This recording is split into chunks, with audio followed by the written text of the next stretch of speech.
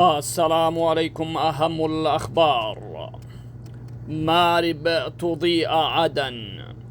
قال رئيس تحرير عدن القضاء الصحفي البارز فتحي بالأزرق أنه قضى نصف عمره معتقدا أن محطة الحسوة كانت تضيء صنعاء، وحينما كبر علم أن نصف عدن كانت تضيئه محطة مارب الغازية.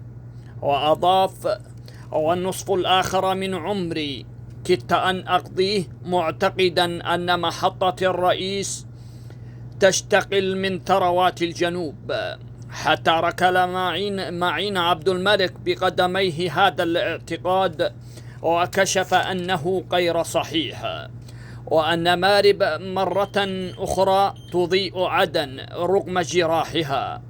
وأضاف: كبيرة يا مارب، كبيرة يا مارب، كبيرة جدا. يذكر بأن محافظ البنك المركزي فرع محافظة مارب قد أكد أن البنك المركزي في العاصمة المؤقتة عدن مدين للبنك في مارب بمبلغ 26 مليون دولار. كما أكد رئيس مجلس الوزراء أن 80% من النفط الذي يقوم بتشغيل محافظة عدن تنتجه حقول محافظة مارب.